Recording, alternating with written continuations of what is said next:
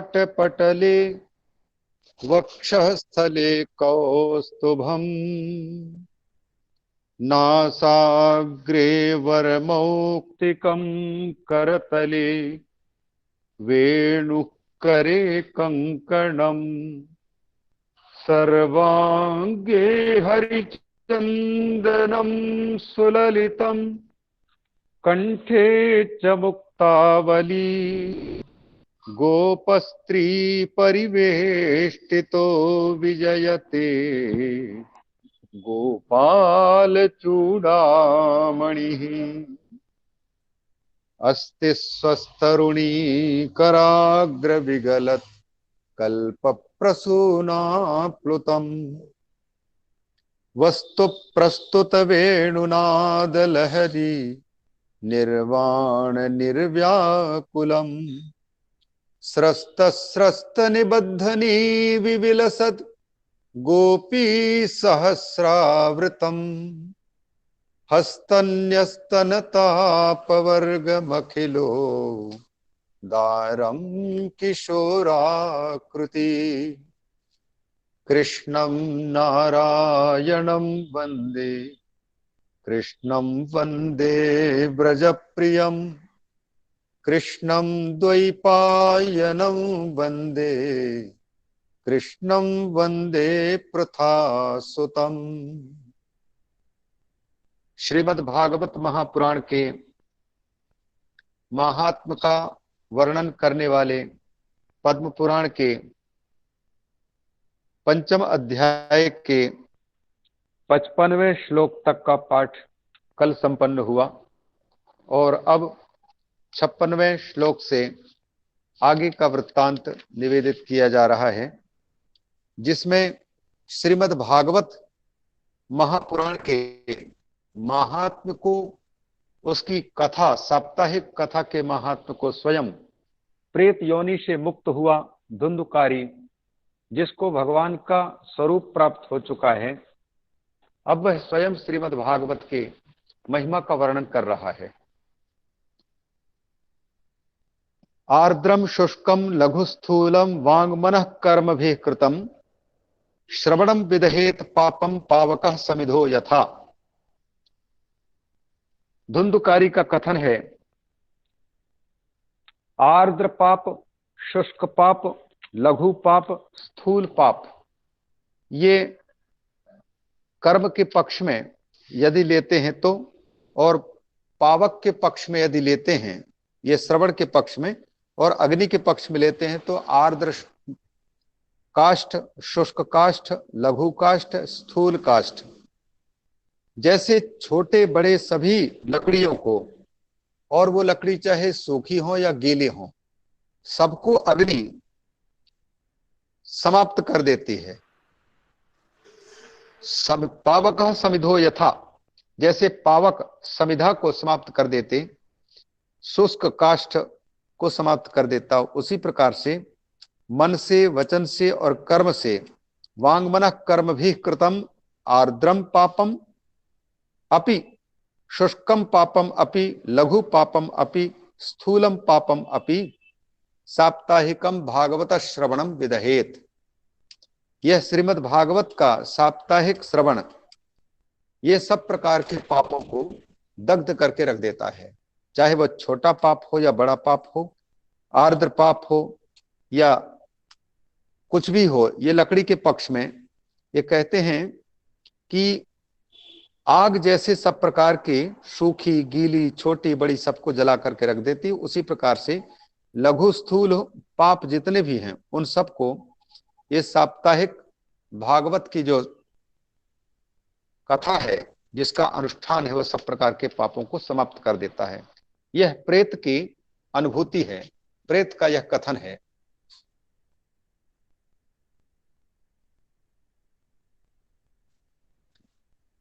और कहते हैं अब 56वें श्लोक में, अस्मिन् वै भारते वर्षे सूर्यभिर्देव संसदि अकथा श्राविणाम पुंसाम निष्फलम जन्म कीर्तितम।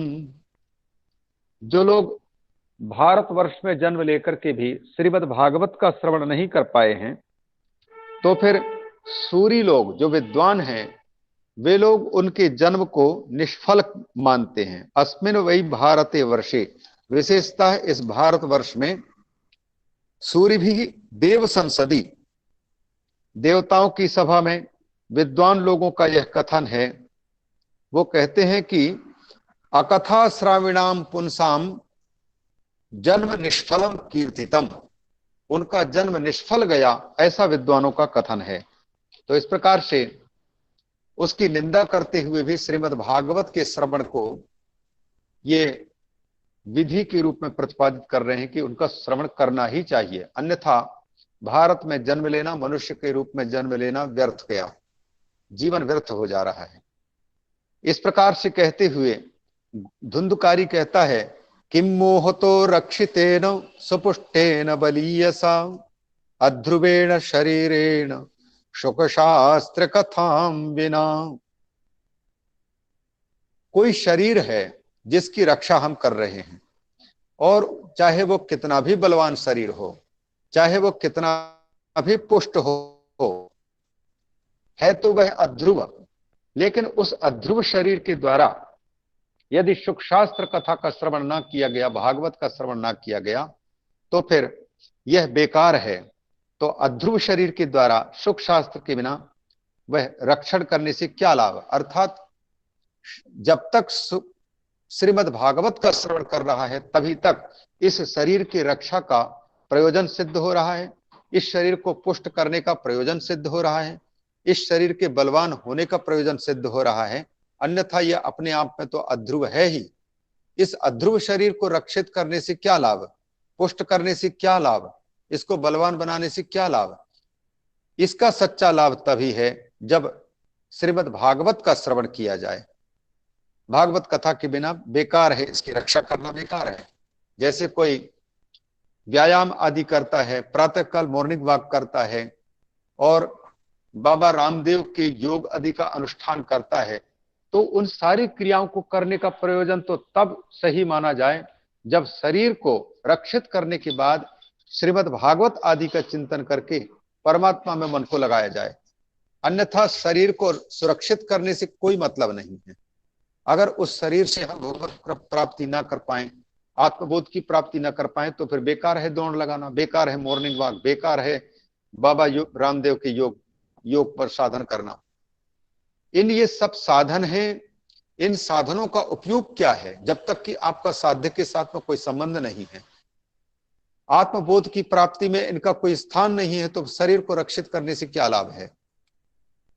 अस्थि स्तंभम स्नायुबद्धम मांस शोणित लेपितम चर्मावरद्धम दुर्गंधम पात्रम मूत्र पुरीशयो।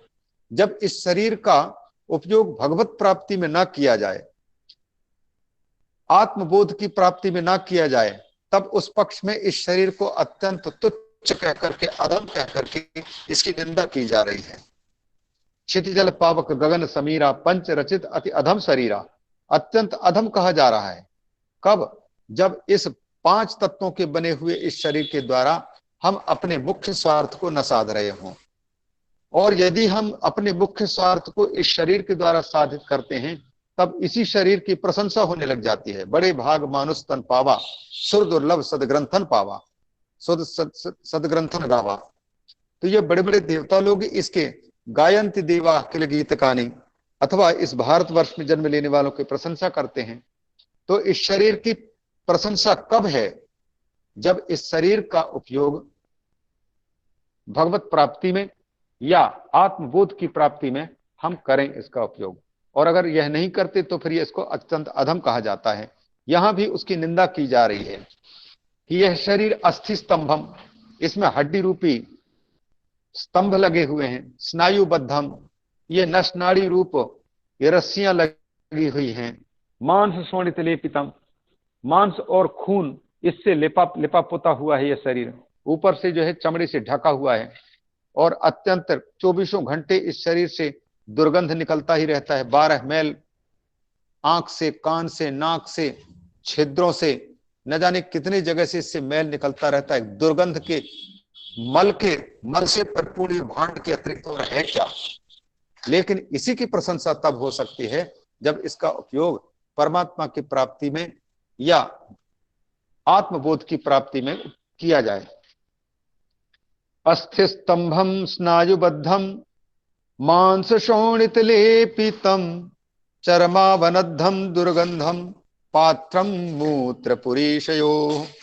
जैसे पीकदान होता है केवल थूकने के लिए, वैसे ही मूत्र और मल का भांड है, इसकी क्या उपयोगिता है।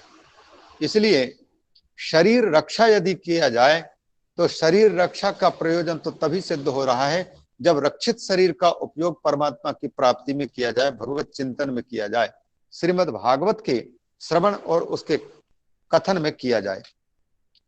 ये धुंधुकारी का कथन है।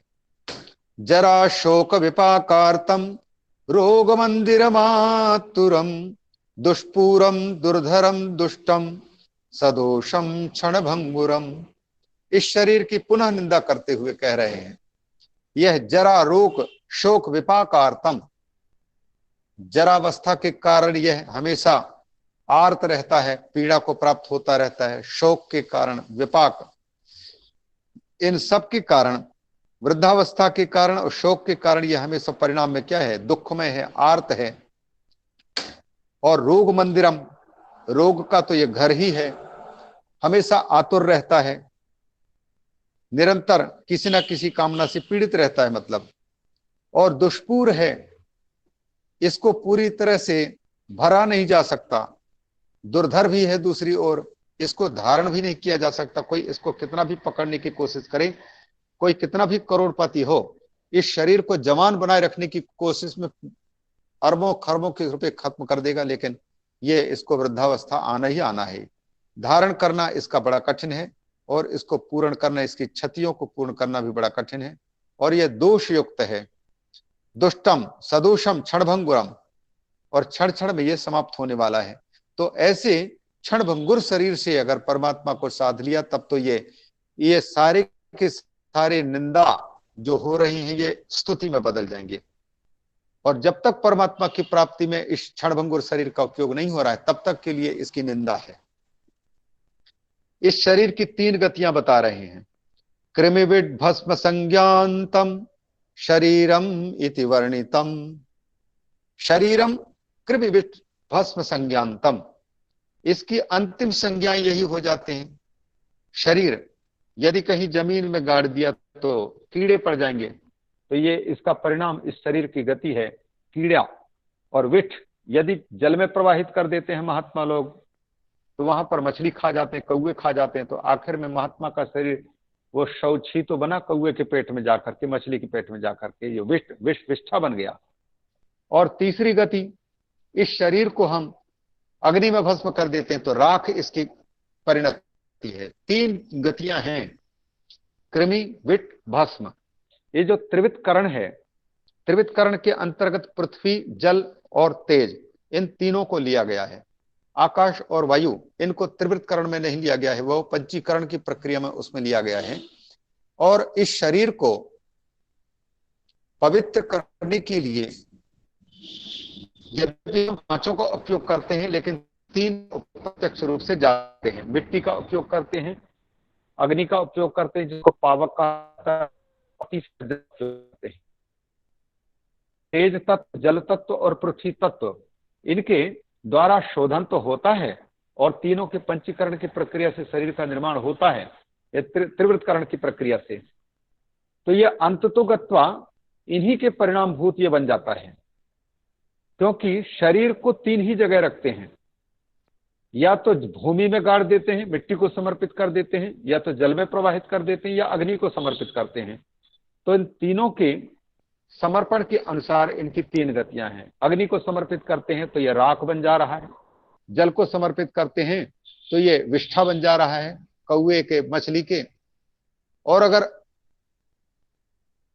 पृथ्वी को समर्पित करते हैं तो फिर इसके कीड़ा परिणाम होता है। कृमिविद भस्म संज्ञातम शरीरम इति वर्णितम अस्थिरेण स्थिरम कर्म कुतोयम साधये नहीं। तो फिर ये जो अत्यंत अस्थिर शरीर है, क्षणभंगुर है, इसके द्वारा कोई ऐसे स्थिर को क्यों ना प्राप्त कर लिया जाए जो परमात्मा है। तो स्थिरम कर्म कुतोयम साधये नहीं, क्यों नहीं साधन कर रहा है ये जीव, ये मनुष्य। इस प्रकार से धुंधुकारी कहता है यह शरीर ये कहां से स्थिर हो सकता है, ये हमेशा सड़ने वाला है, क्योंकि इस शरीर को पुष्ट करने के लिए जितनी चीजें हम सेवन कर रहे हैं वो सब के सब सड़ने वाली चीज हैं। यत् प्रातः संस्कृतम चान्नम सायं तच्च विनश्यति तदीय रस संपुष्टे काये का नाम नित्यता। यत् प्रातः संस्कृतम अन्नम सायं विनश्यति, जो प्रातः काल जिस अन्न को हमने पाया, पका करके खाया, वही अन्न सांग तक पेट में जाकर के सड़ जाता है, बिगड़ जाता है। और उसी अन्न से बना हुआ इस शरीर की फिर स्थिरता कैसे हो सकती है? वो अन्न स्वयं सड़ने वाला, वह बिगड़ने वाला है, विकृत होने वाला है।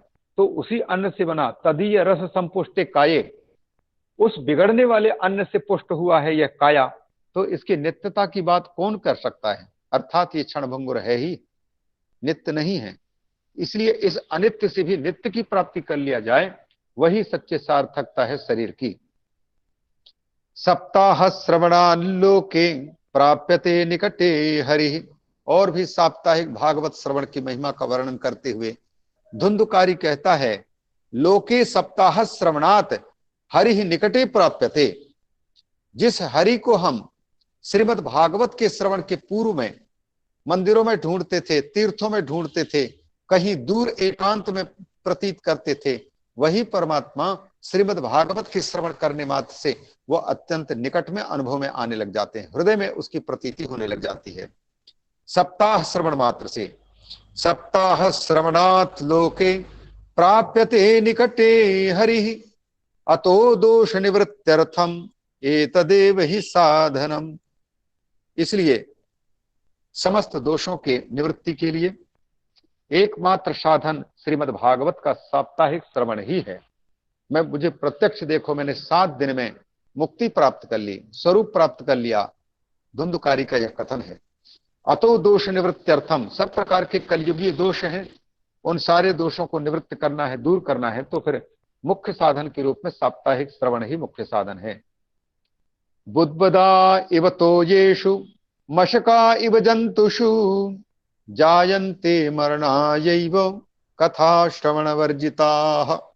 जो लोग कथा श्रवण वर्जिताः सन्ति, श्रीमद् भागवत की कथा से वंचित हैं, ऐसे लोगों का जीवन तो केवल उसी तरह है जैसे जल में उठने वाले छोटे छोटे बुलबुले। बरसात होती है, बूंदें पड़ती हैं, बुलबुला उठा और बुलबुला थोड़ी देर रखा और मर गया, शांत हो गया। अथवा जंतुषु तो मशका इव, जंतुओं में मच्छरों की भांति बस जन्म लिया और थोड़ी देर के लिए किसी हाथ के द्वारा मार दिया गया। तो येषु बुदबुदा इव, जलों में बरसने वाले जल में बूंद की भांति, बुदबुदा की भांति मनुष्य का जन्म हो रहा है। जो लोग कथा नहीं श्रवण कर पा रहे हैं, उनका जन्म बिल्कुल बस थोड़ी देर के लिए बुलबुला बन करके पैदा हुआ, और क्या किया उसने। अथवा जंतु जीवों में मच्छर की भांति पैदा हुए, दूसरों के खून चूसा, बस थोड़ी देर में पट से मर गया। इस प्रकार से मरणायैव जायन्ते, कौन? केवल मरने के लिए ही पैदा हो रहे हैं। कौन? कथा श्रवण वर्जिताः। ये कथा श्रवण वर्जिताः जनाः सन्ति ते केवलम मरणाय एव जायन्ते न तेषाम जीवनेस्मिन् किमपि प्रयोजनम। कोई और दूसरा प्रयोजन सिद्ध ही नहीं हो रहा है, तो फिर इससे अच्छा तो मरे रहना ही ठीक था। क्यों जिया? जब मरने के लिए ही जन्म लेना था तो फिर जन्म लेने के बजाय मरे पड़े रहते, वही अच्छा था। ये धुंधुकारी जी का ये निंदात्मक वचन सारे जीवित मनुष्यों के लिए है। जडस्य शुष्क वंशस्य यत्र ग्रंथि विभेदनम चित्रम किमु तदा चित्त ग्रंथि भेद कथा श्रवात। अब कैमुतिक न्याय से एक सुंदर बात बता रहे हैं धुंधुकारी जी। वो कहते हैं देखो, बांस है, सूखा हुआ बांस, वो है जड़, अपने आप में चेतन नहीं है, लेकिन उस सूखे जड़ बांस की ग्रंथियां जब फट सकती हैं श्रीमद् भागवत के श्रवण से, तो फिर जो व्यक्ति जीवित है उसकी ग्रंथि अगर फट जाए, अज्ञान की ग्रंथि, अहंकार की ग्रंथि, ममकार की ग्रंथि, पंचभूतात्मकों की ग्रंथि, आकाश को, जल को, पृथ्वी को, अथवा ये जितने प्रकार के जो ये आरोप हैं, अध्यास हैं, वो भी एक ग्रंथियां हैं। जैसे पुत्र को आत्मा मानना, ये पुत्रात्मवाद रूप ग्रंथि है। इस शरीर को ही मैं मानना, यह भी शरीरात्मवाद रूप ग्रंथि है। इसका भेदन कब होगा? तो ये 7 ग्रंथियों से अहंकार, महत्त्व और पांच हैं ये पृथ्वी, जल, तेज, वायु, आकाश। इन पांचों, 5 और वो 2 7, इन 7 से बना हुआ जो यह शरीर है, जिसमें कि इंद्रियां भी हैं और मन बुद्धि चित्त अहंकार आदि हैं, देवता हैं, वो सब के सब इन सप्त के अंतर्गत आ गए हैं। इन्हीं सप्त के द्वारा निर्मित इन शरीर में हमारी जो ग्रंथि पड़ी हुई है, जड़ चेतन ही ग्रंथि पड़ी गई। जड़ में हम चेतन का आरोप कर ले रहे हैं और चेतन में जड़त्व का आरोप कर ले रहे हैं, यही गांठ है। और यद्यपि मृषा छूटत कठिनाई, ये झूठी है, ग्रंथि नाम की कोई चीज है नहीं। जड़ का चेतन के साथ में संबंध तीनों कालों में ना हुआ है, ना हो सकता है, फिर भी हमें वो सच ग्रंथि लग रही है। और जब झूठी है तो फिर उसके खोलने के लिए प्रयास भी झूठा ही है। तो ये ग्रंथि का हटना, हमारे इस शरीर के साथ में तादात्म्य का होना, इंद्रियों के साथ में आत्म तादात्म्य का होना, उसी प्रकार से प्राण के साथ में आत्म तादात्म्य का होना, बुद्धि के साथ में आत्म तादात्म्य का होना, अज्ञान के साथ में आत्म तादात्म्य का होना, अज्ञान उभयत चैतन्य के साथ में आत्म तादात्म्य होना, उसी प्रकार शून्यात्मवादियों का शून्यम आत्मा ऐसा जो कहते हैं, तो शून्य के साथ में आत्म तादात्म्य होना, ये सारी की सारी ग्रंथियां हैं। इन ग्रंथियों का भेदन अगर कोई जिंदा व्यक्ति श्रीमद् भागवत को सुन करके और इन समस्त ग्रंथियों से ऊपर उठ जाता है, तोड़ करके, मतलब पिंड छूट जाता है, तो फिर इसमें कहना ही क्या। यही कीमत का न्याय है। गोकर्ण धंधुकारी कह रहे हैं कि जब एक सूखे हुए बांस के 7 गांठें फट सकती हैं श्रीमद् भागवत के सेवन से, तो फिर किसी जिंदा व्यक्ति के चित्त की ग्रंथि फट जाए, जहां जहां पर उसके गांठ पड़े हुए हैं, जहां जहां वह लटका पड़ा हुआ है, उनकी गांठें फट जाए, तो इसमें फिर तो कहना ही क्या है। कथा श्रवात चित्त ग्रंथि भेदा तदा किम चित्रम, आश्चर्य क्या है इसमें। इसीलिए आगे कहते हैं, जो लोग साप्ताहिक कथा श्रवण करते हैं एकाग्र चित्त से, उनकी क्या स्थिति होती है। भिद्यते हृदय ग्रंथिस छिद्यन्ते सर्व संशया, क्षीयन्ते चास्य कर्माणि सप्ताह श्रवणे कृते। यह श्रुति का अनुवाद है, मात्र एक ही जगह में परिवर्तन किया है। तस्मिन् दृष्टि परावरे, परमात्मा का ब्रह्म के रूप में, यह आत्मा का ब्रह्म के रूप में अनुभव हो जाए, अर्थात आत्मा और ब्रह्म 2 भिन्न वस्तु नहीं है, बल्कि मैं जो आत्म रूप हूं, यह ब्रह्म के अतिरिक्त कोई दूसरा नहीं है, ऐसी प्रतीति हो जाए, तो इस प्रतीति से भिद्यते हृदय ग्रंथि, हृदय की सारी गांठ, अज्ञान की गांठ फट जाता है और सारे कर्म छूट जाते हैं, सर्व संशयों का छेदन हो जाता है और कर्म क्षीण हो जाते हैं, अर्थात उसका पुनर्जन्म अब संभावित नहीं है। तो यह तो बात हुई किसकी, जब ब्रह्मात्मय की बोध किसी को प्राप्त हो जाए उसकी बात। पर यहां कहते हैं कि श्रीमद् भागवत का भी अगर कोई 7 दिन तक श्रवण कर ले, तो ब्रह्मात्मय की बोध से जो फल मिल रहा है, वही फल केवल श्रीमद् भागवत के श्रवण मात्र से प्राप्त हो जा रहा है। क्यों? क्योंकि श्रीमद् भागवतम भी तो वेदांत सार है, वेदों का निचोड़ है। जैसे वेदांत ब्रह्मात्मय की बोध करा करके जीव को मुक्त कर देते हैं जीवत्व से, और एकमात्र ब्रह्मविद ब्रह्मैव भवति, ब्रह्म का बोध करा करके ब्रह्मत्व ही, ब्रह्म भाव को ही प्राप्त करा देते हैं उपनिषद वेदांत। उसी प्रकार से श्रीमद् भागवत भी उस ब्रह्म का आत्मा के साथ में एकत्व प्रतिपादन करके, दृढ़तया बोध करा करके इनको सब प्रकार के संशयों से मुक्त कर देते हैं समस्त कर्मों की गांठों को समाप्त कर देते, कर्मों को छीण कर देते हैं और हृदय की गांठ को भेदन कर देते हैं। हृदय ग्रंथि का भेदन, समस्त संशयों का छेदन और समस्त कर्मों का क्षयण, समस्त कर्मों का क्षय होना, ये तीनों के तीनों सिद्ध होते हैं कब? सप्ताह श्रवणे कृते, श्रीमद् भागवत से साप्ताहिके साप्ताहिक अगर श्रीमद् भागवत का श्रवण करता विधि विधान से तो है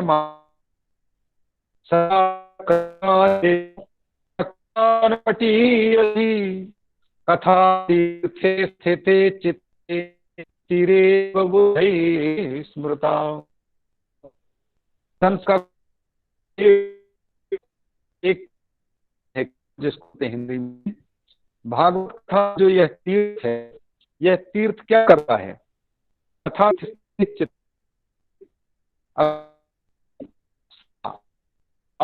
तीर्थ में स्थापित है, तो कथा तीर्थ में चित्त की स्थापित होते ही यह कथा तीर्थ क्या करता है? लेप क्षालन की जो है उसको उस प्रक्षालन करने में यह पटु है। पटु पटीयसी और पटियान, यहां पर पटीयस माने अन्य की अपेक्षा ज्यादा कुशल है, पठिया है, ऐसा यह कथा तीर्थ है। जब यह समस्त प्रकार के संसार के कर्दम को समाप्त कर देता है तो अपने आप विद्वानों का कहना है कि मुक्ति तो तुम्हारे हाथ में ही उपस्थित हो गए। फिर मुक्तिरेव बुधई स्मृता, अतः श्रीमद् भागवत की कथा रूपी तीर्थ में चित्त का बैठ जाना ही पर्याप्त है, अपने आप मुक्ति की प्राप्ति हो ही जाएगी। इस प्रकार से श्रीमद् भागवत के महात्म का वर्णन स्वयं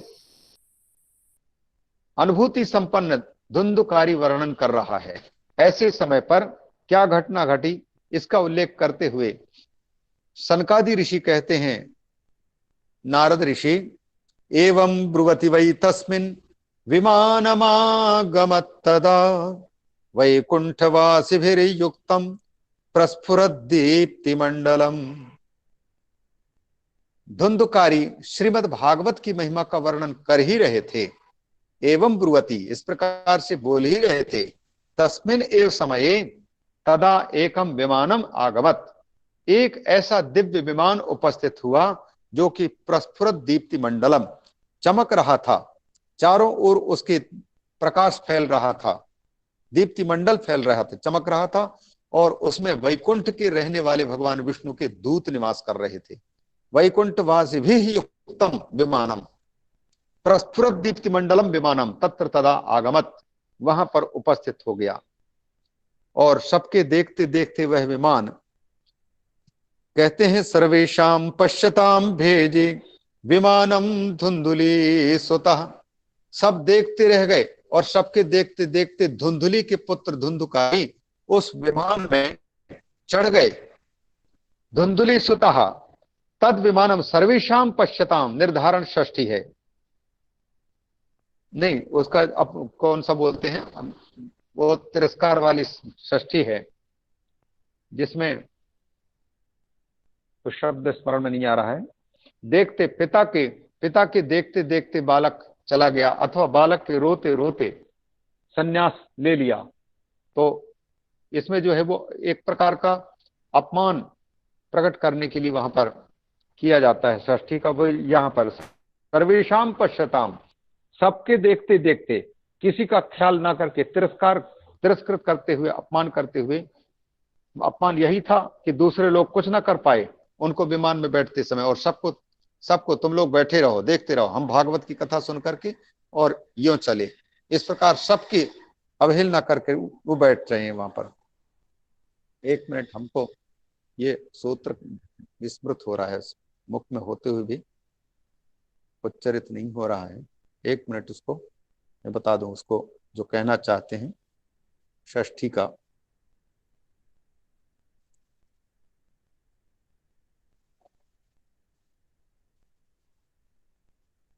द्वितीय चतुर्थी षष्ठी,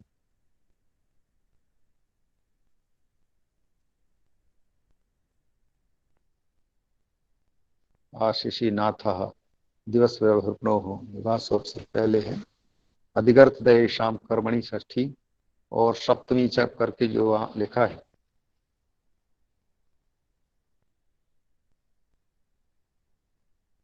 व्यवहृणो व्यवहार सब प्रत्योर विरोध सत्य कर्मणि 10 चवर्त अधिकरण वाचन श्लोक क्या नाम कर्तरी चतुर्थी षष्ठी और सप्तमी है वो।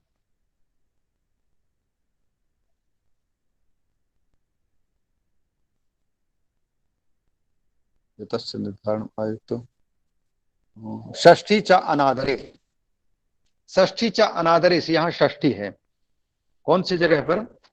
ये सर्वेशाम पश्यताम, सबके देखते देखते, अनादराधि के भाव लक्षणे षष्ठी सप्तम में उसका रुदति रुदतो व प्रब्राजित, प्राब्राजित इसकी भांति है षष्ठी है। तो सबके देखते देखते विमान पर धुंधली बैठ गए और विमाने वैष्णवान वीक्ष गोकर्णो वाक्यम अब्रवीत। अब विमान में अनेक वैष्णवों को देख करके गोकर्ण जी ने उन विमानचारी देवदूतों से कहना शुरू किया। गोकर्ण जी कहते हैं, अत्रैव बहवः सन्ति श्रोतारो मम निर्मलाः आनीतानि विमानानि न तेषां युगपत् कुतः। गोकर्ण जी कहते हैं, सुनिए सुनिए देवदूतों, यहां तो मेरे बहुत से निर्मल श्रोता बैठे हुए हैं। धुंधुकारी तो उनमें से कुछ भी नहीं था। यहां तो धुंधुकारी के धुंधुकारी ने जितना पाप किया है उतना पापी दूसरे तो नहीं थे। उन लोगों ने श्रवण किया है निर्मल चित्त से और निर्मल है ही, तो बहुत से श्रोता लोग बैठे हैं, उनके लिए विमान क्यों नहीं लाया गया? आनीता ने विमानी विमानानी नतीशाम युगपत कुता, एक साथ में सबके लिए विमान क्यों नहीं लाए? एक ही धुंधुकारी के लिए जो कि महापापी था, जिसने अपने माता पिता को दुखाया, जिसने अपने पिता के न्यायार्जित संपत्ति को विनाश किया, जिसने वैश्याओं के साथ में जीवन यापन करके कुल को कलंकित किया, उसके लिए तो आप लोग विमान उपस्थित कर दिए। और जो लोग इतना बड़ा पाप नहीं किए उनके लिए और एकाग्र चित्त से सोए हैं, निर्मल हृदय वाले हैं, उनके लिए विमान लाना चाहिए था। उनके लिए तुम लोगों ने लाया ही नहीं। क्यों नहीं लाए? एक साथ विमान क्यों नहीं उपस्थित किए? श्रवणम समभागेन सर्वेशाम इह दृश्यते, हम जो कथावाचक हैं स्पष्ट रूप से हमने देखा है कि सब लोगों ने समान रूप से कथा सुने हैं। समभागेन श्रवणम सर्वेशाम, फिर जब श्रवण में कोई भेद नहीं देखा गया है, फिर फल में भेद क्यों देखने में आ रहा है? क्रिया एक है, सबके श्रवण क्रिया समान रूप से है, फिर फल में भेद नहीं होना चाहिए। फल भेदा कुतो जाता प्रब्रुवंतु हरि प्रिया, हे भगवान श्री हरि के प्रिय दूतों, यहां हमारी बात का स्पष्टीकरण करो, बताओ क्यों ऐसा कर रहे हो? हरिदासा ऊचुहु, भगवान के सेवकों ने उत्तर देना शुरू किया। हरिदास कहते हैं, यह सच बात है गोकर्ण जी, आपने कथा का वाचन किया और कथा श्रवण करने वाले अनेक लोग उपस्थित हुए, जिनमें से धुंधुकारी भी था। और यह भी सत्य है, धुंधुकारी के समान वो पापी नहीं थे। धुंधुकारी जितना बड़ा पापी था, लेकिन यह भी सत्य है कि पीड़ित सबसे अधिक धुंधुकारी था और दूसरे लोग नहीं थे। जिसको अत्यंत पीड़ा होती है वही दवाई की कीमत समझता है और दवाई का सच्चे भाव से नियम पूर्वक डॉक्टर के बताए अनुसार सेवन करता है, तब उसको लाभ प्राप्त होता है। और जिन लोगों को बीमारी न हो और बीमारी का ढोंग हो, तो वे लोग तो दवाई की उपेक्षा करेंगे ही करेंगे। उसी प्रकार से आपके श्रोताओं ने भी श्रवण किया है और धुंधुकारी ने भी श्रवण किया है। सुनने में तो सब लोग समान है, लेकिन अंतर कहां, फल में भेद क्यों आया है? उसका कारण सुनो। श्रवणस्य विभेदेन फल भेदोत्र संस्थितः, केवल कान से सुन लेने मात्र को सुनना नहीं कहते हैं, बल्कि अर्थ अनुसंधान पूर्वक और उसका बाद में फिर चिंतन होने लग जाए, ऐसा श्रवण जो होता है वही सच्चा श्रवण कहलाता है। षडलिंगों के अर्थ पूर्वक जो श्रवण होता है वही तो सच्चा श्रवणम है। तो श्रवण भेद उपस्थित हुआ है, इसलिए श्रवण भेद से ही यहां पर फल में भेद उपस्थित हुआ है। महाराज क्या भेद हुआ श्रवण में? बोले श्रवणम तो कृतम सर्वैहि, इसमें कोई दो राय नहीं। कि सब लोगों ने श्रवण किया है, सब लोगों ने श्रवण किया, इसमें कोई नो डाउट, लेकिन तथा न मननम कृतम, वैसा मनन सब लोगों ने नहीं किया। श्रवणम, मननम और निधिध्यासनम, ये तीनों के तीनों जब किए जाते हैं तभी तो ये श्रवण, मनन और निधिध्यासन, ये तीनों के तीनों सफल माने जाते हैं। किसी एक की सार्थकता भी कह दी जाती है। तो श्रवण तो किए हैं लेकिन मनन नहीं किया है बाकी लोगों ने, इसलिए फल भेद ततो जाता भजनात् अपि मानद, अतः फल में भेद हुआ और भजन से भी, भजन के कारण भी, मतलब भजन, इसी के साथ में भजन करने पर भी उनके फल में भेद रहा। मैंने भजन तो किया, ठीक है, सेवन तो किया, लेकिन भेद इसलिए आया क्योंकि इन्होंने मनन नहीं किया। जैसे कोई गाय घास को चरे और चरने के बाद यदि मंथन ना करे, अर्थात जुगाली ना मरे, रोमंथ ना करे, रोमंथ तपोभ्याम वर्ति चरो हो, अगर वो रोमंथ ना करे तो फिर उसके पेट में गया हुआ भी पचता नहीं है। गाय को अपने पेट में एकत्रित घास के उसमें करके उसका रोमंथ करना पड़ता है, पागुर लेना पड़ता है, जुगाली करनी पड़ती है। उस प्रकार से किसी भी विद्या को श्रवण करने के बाद में कोई उसका रोमंथ करे, मनन करे, विद्या और ठीक ठीक से हो जातो भजन मानद। क्या क्या किया था धुंधकारी ने, क्या अर्थ किया? कहते हैं सप्तरत्रम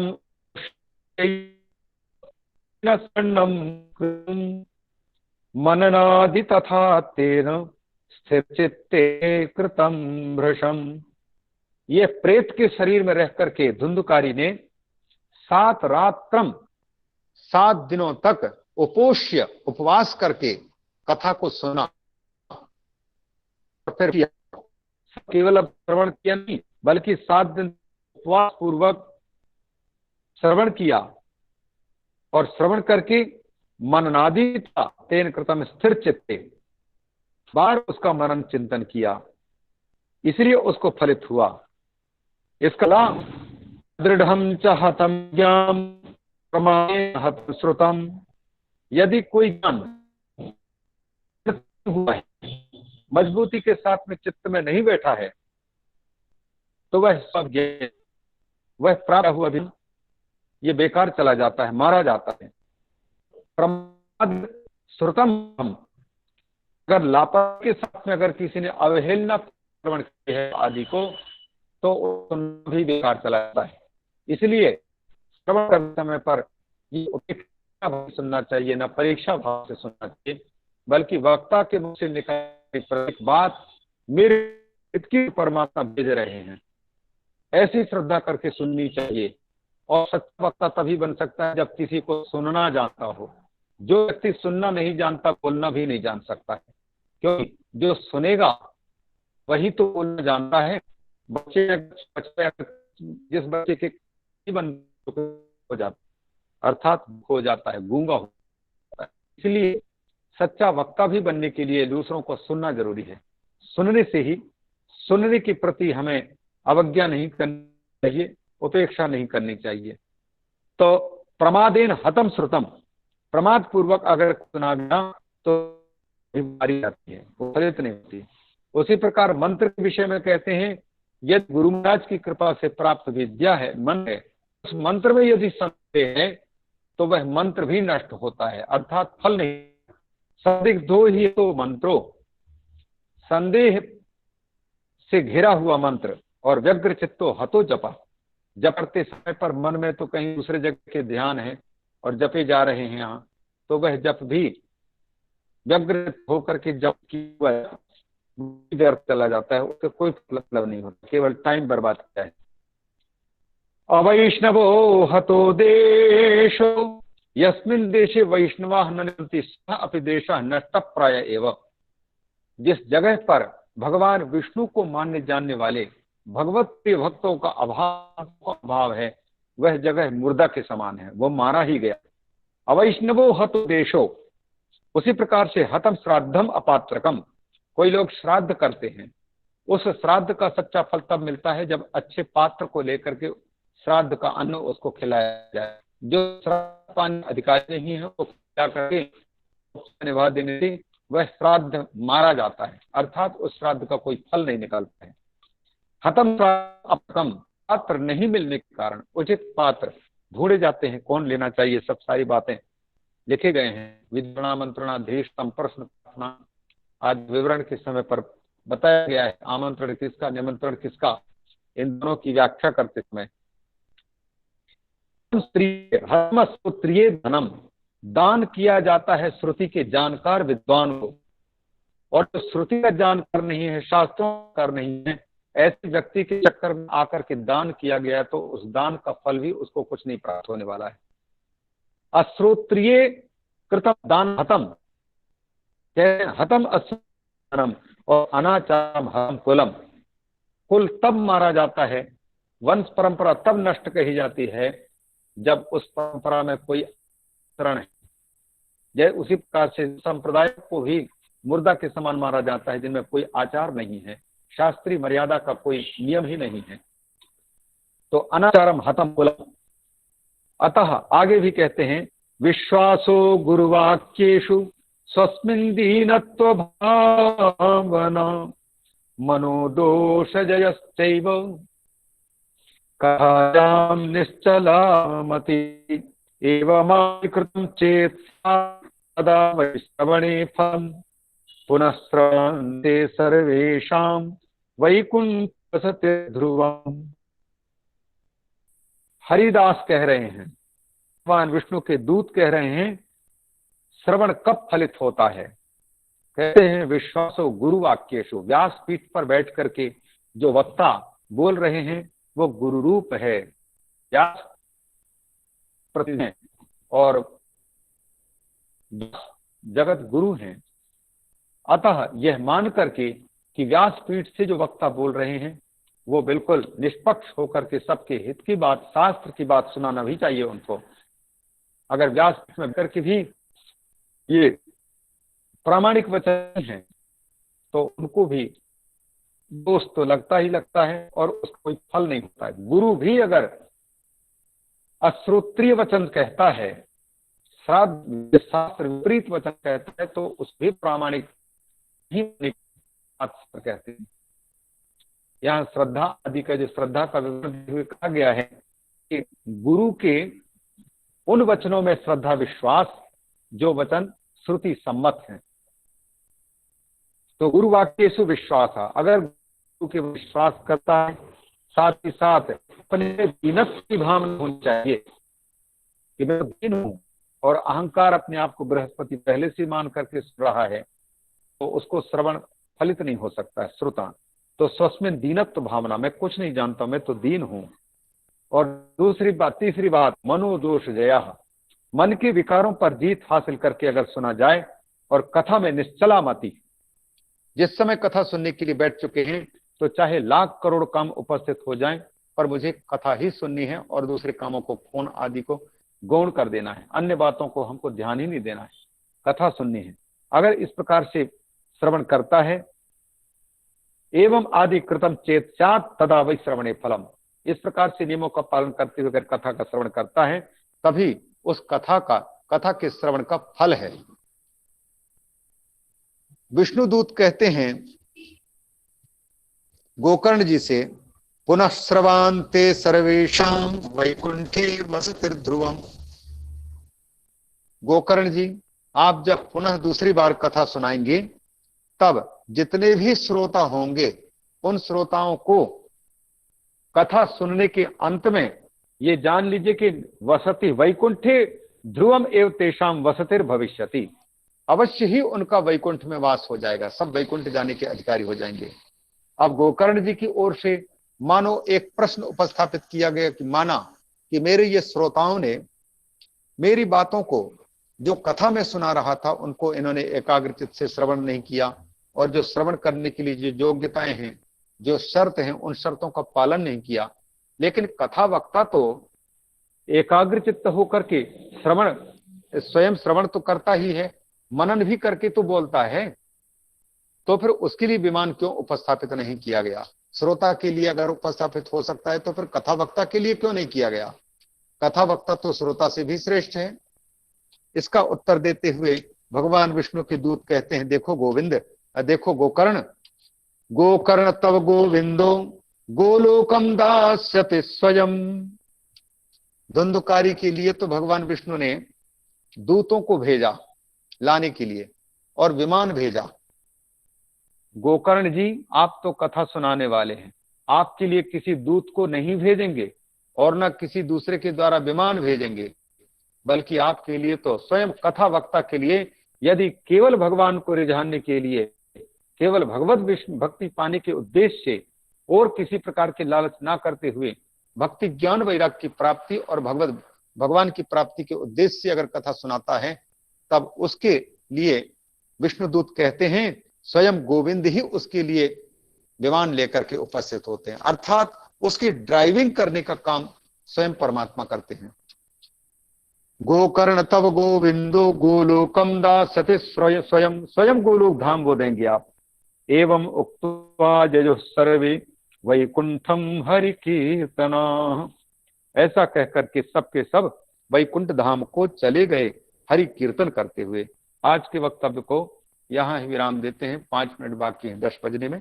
यदि किसी को कुछ कहना हो तो उसके लिए समय 5 मिनट के लिए रख रहे हैं। हरि ओम। पूर्णमदः पूर्णमिदं पूर्णात् पूर्णमुदच्यते पूर्णस्य पूर्णमादाय पूर्णमेवावशिष्यते। ओम शांति शांति शांति।